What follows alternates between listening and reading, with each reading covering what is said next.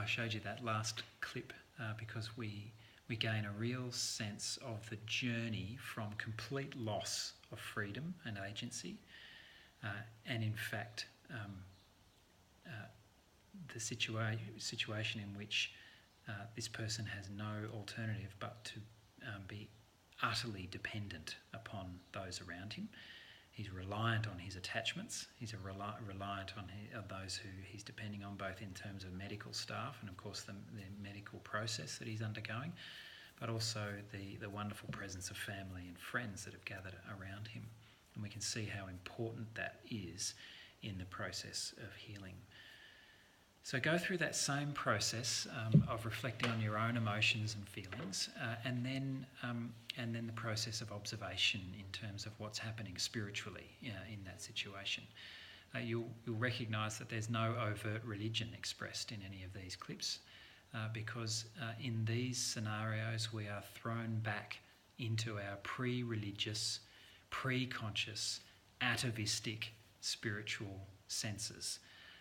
And in these situations, it can take time before we either re-establish previously held spiritual frameworks and religious understandings of the world, or if they've been irrevocably broken or disrupted, as they so often are in trauma, the reconstruction or the construction of new spiritual frameworks, new meanings, new understandings of the world after the trauma has changed our lives.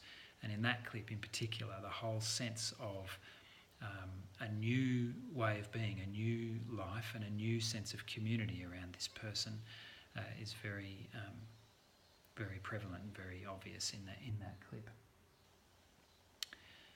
Spiritual care in these contexts needs to pay attention to the lived experience of the person who is sharing the trauma.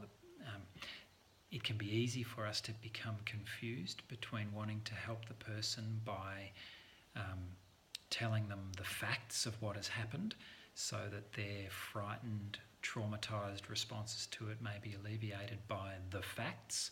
And there comes a time, of course, where that is appropriate, usually delivered to them by medical professionals and so on and so forth. Our role as spiritual carers is not so much to attend to the facts of what actually happened, unless that's something the person explicitly asks for, but rather to attend to their perception of, their experience of what has occurred. Because as we've reflected in ourselves, those experiences are emotive, they're emotional in terms of the fact that they are physiological responses that are not controlled by our reflective brain, and as such they are as real as the facts are. In some senses they're more real than the facts are.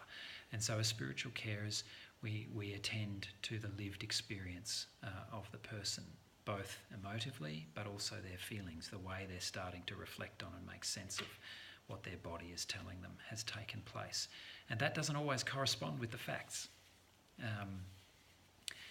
The lady I spoke of earlier who thought she was lost and abandoned and not going to be rescued in her car accident was in fact rescued. She didn't die, even though she felt like she was going to die. The facts would suggest, well, perhaps she had nothing to worry about because she wasn't going to die. But her experience of herself in that moment, her experience of her environment was that her environment was going to kill her and she had no capacity, no free agency, no ability to change that situation and save herself. That was her perception, and it's in that place in ourselves that the spirit, the spirituality of the situation unfolds, and that is what we listen to, that's what we pay attention to, we take it seriously, we validate it, we respond to that, and we enable a person to access their own process of rebuilding agency and reforming attachments, safe attachments, after a context in which both of those things have been so profoundly challenged.